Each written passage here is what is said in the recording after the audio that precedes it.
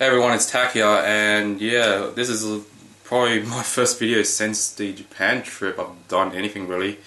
This is actually going to be my first video in terms of a kind of a life vlog update, what I'm doing or what's going on in my life. But I actually want to start this video first with the most recent breaking news in Japan, which is they've just experienced a huge earthquake there. It was measured about 8.9 magnitude on the Richter scale.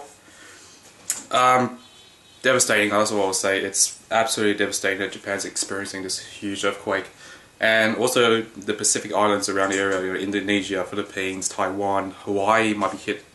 Who knows, might hit right now or probably within the next few hours. But yeah, a huge quake has just hit in the northeastern part of Japan, I believe. The Miyagi, Fukushima prefectures, I believe. It was even felt all the way down to Tokyo, which is just insane.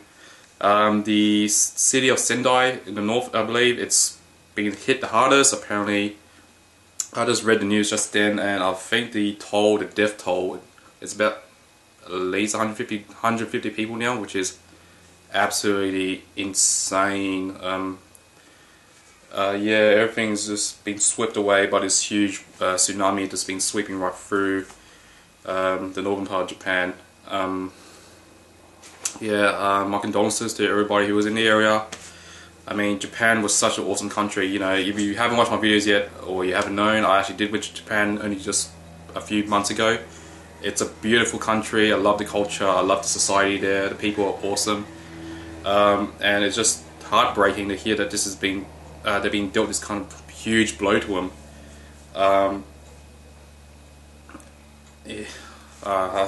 I'm kind of lost for words, really. Yeah, a huge setback.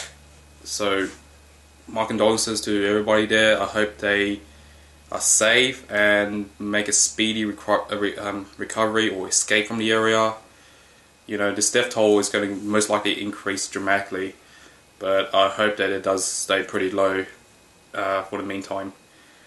So yeah, best of luck to the people in the area. Best of luck to Japan in recovery. And you know, if there's a website out there I can actually start donating a bit of money out to, like the Red Cross or something like that, I would definitely do that. If I can find a website, I'll definitely donate a bit of my money. And money I've been saving up to buy some other stuff like games or another computer item, but I'll definitely donate it to the people in need in Japan. But anyways, getting to the next part of this whole video blog thing. Yeah, the actual content of this blog. Occurrences in life, well, nothing much really. Since after coming back from Japan, I've just been working and going back to studies. Work is just the same really. I'm still working at that Apple reseller. A few weeks time we're going to be launching the iPad 2 in our stores, and that's actually pretty exciting. I actually might be getting the iPad 2. I already sold off my first iPad, and the iPad 2, you know, there's no major differences, but there's something about it I just want to get it. You know, I've been using my laptop as like a in between a commercial, something when there's a TV commercial on, I just want to use something to check the net, something quickly. The laptop is okay. It's a bit heavy though, so it's not the best idea. So I like to have the iPad on me. You know, flick through the news sites or YouTube something quickly while the commercial's on. Because here in Australia, the commercials are extremely long. I don't know why. So yeah, I might get an iPad. Work's still the same. I'm working as a sales assistant. Yeah, it's okay. You know, you still find an occasional idiot or abusive customer, but that's retail. You can't really avoid that. So that's work. Studies actually going to be pretty interesting this year. I've actually started the first well, how would you say, a level? Yeah, I've started the first level of Japanese culture.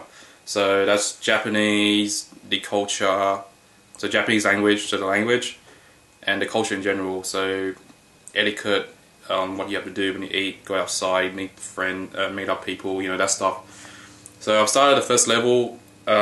There's about 10 levels in total, but you're free to stop anytime you want. So if you want to do just level 1, you can just do level 1. You want to go up to level 10, I think 10 is the maximum. but 10's going to take you probably about a few years to get completed, and by then you should be probably as proficient in Japanese as, say, a Japanese uni or high school student. So far in my study plans, I've got lined up Japanese 1 to 3 so far, so the first 3 levels. I might be able to squeeze in levels 4 and 5 now. I have no idea what's going to be in the higher levels. Level 1 so far is, just your down to earth basic Japanese, starting from, hellos, so your greetings, day-to-day expressions, where are you from, docha ka desu ka, that kind of stuff, where the basics, numbers, the locations, everything you will be probably expecting to learn since, year 1 or whatever they call the grades there in Japan. So pretty much from the very bottom level. Level 5, I'm not sure what's going to be in level 5, probably more junior high, maybe even lower than that content. There's definitely going to be kanji. They're definitely going to ask us to do kanji. Right now, Right now we've got hiragana to work with. So hiragana, yeah, I'm still at times a bit sketchy on it. Sometimes I can remember, say, 90% of the characters, and there's one character I always forget somehow, and I have to look up, have to refer back to it. And it's like, oh, why couldn't I remember that? But I am getting better. I know how to write hiragana now. I know most of the characters. I thought hiragana would be hard. It actually is pretty easy. Once you know, all you gotta know is that Japanese characters are just based on the vowels. The 5 vowels: A, E, I, O, U. So there's a A sound, there's an E sound, I sound. So A, I, U, E, O. Even though those sounds, pretty much the rest of the alphabet. So there's like the consonants of K, S, T, R, H, M, N, W, Y. Those get built onto the was it vowels? So with the K, you get ka, ki, ku, ke, ko, and tashi, tsu, set, to, and all that stuff. And then pretty much the other parts, when you put those when you see in Japanese characters, they put those little apostrophes or circles on. That's called I'm going to butcher this pronunciation. Dakyon and Handakyon, I think that's what they called. But pretty much they're just slight variants on that character. So pretty much, if you know the vowels and the consonants that we use with those vowels, then you pretty much know the Japanese alphabet. It's set. I've been trying to read, say, characters, hiragana characters on these figurine boxes and trying to figure it out. I know Kagami's definitely, I've been seeing that every day, but yeah, these ones like Tsukasa, I didn't know that was Tsukasa and later on. Or there's some of these posters I've got on my wall, they all have hiragana on them as well, so I'm just trying to reading them. I'm trying to practice it to the point where I can actually read it without slowing down, like ka, ga, mi. Like I don't have to read every single character and just try to decipher it. I can hopefully one day just read it as normally. But I guess that's probably going to be at least another year's worth of practice. I'm going to try to do as much Japanese as possible. I'm going to be really committed to it. I want to do Japanese. I want to be hopefully one day proficient in it, fluent.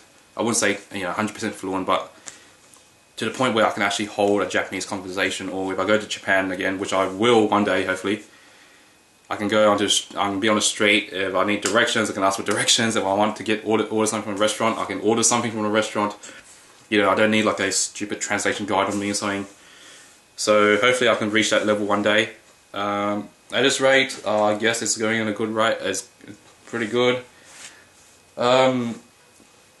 Yeah, the assessment task for it though is just the basic ones. They'll ask you to write characters, know what characters are, hold a 3-minute conversation with some random in Japanese. It's like a typical. Sounds really typical assessment. You're doing Japanese, so you're expected to know how to speak some Japanese. So yeah, that was work. I'm still working, study. I'm doing Japanese and the rest of my networking subjects.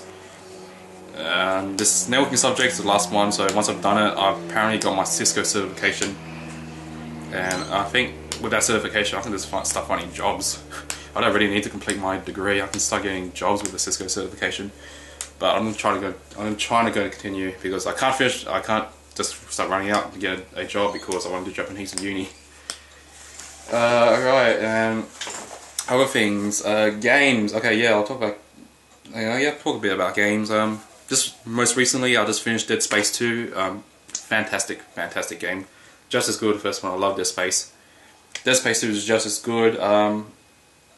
It did feel a lot more, what was it? More action oriented.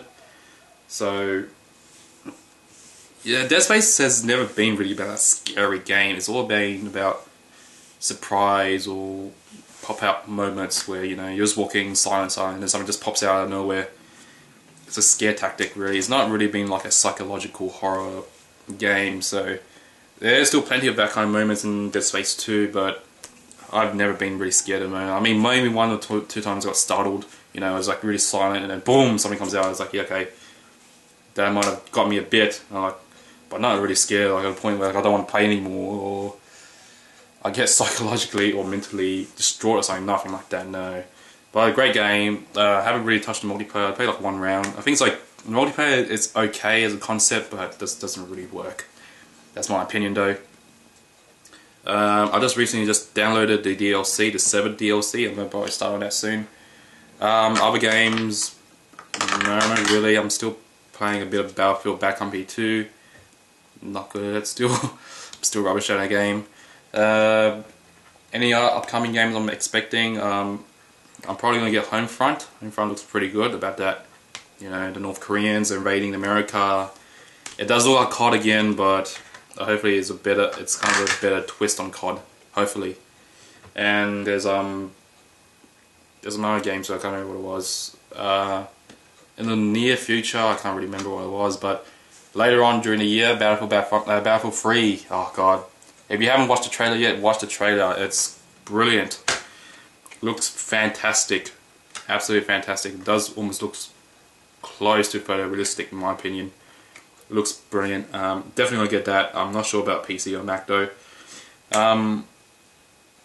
Not PC, Mac or PC console, that's right, yeah. I'll probably end up getting it on console first and then getting a PC copy if it's cheap. The truth is that I'll actually, you really can't see it, but I actually sold off my PC, parts of it. I just pretty much broke it into parts, sold it on eBay, got the money.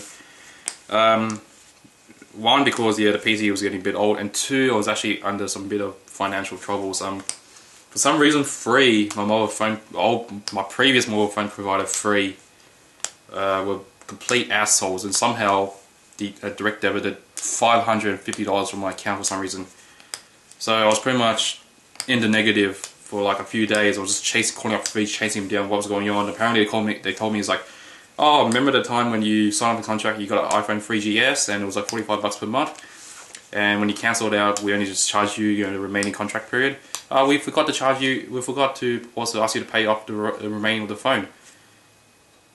Why the fuck couldn't they do that when I actually transferred it out? I mean, if I got a bill and it said $1,000, your contract's cancelled, your phone's got to be repaid off there. Okay, that's fine, because that time I had money. Right now, I don't really have much money. And they fucking just took $500 out of my account.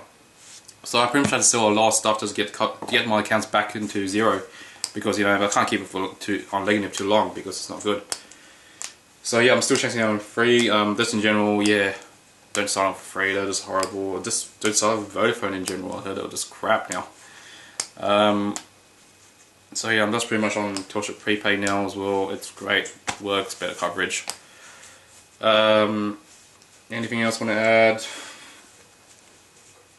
No, not really. So that's pretty much my life update as of, what is today? The 12th of March 2011. So 12/03/11 for you Australians, or 03/12/11 for you Americans with your weird format.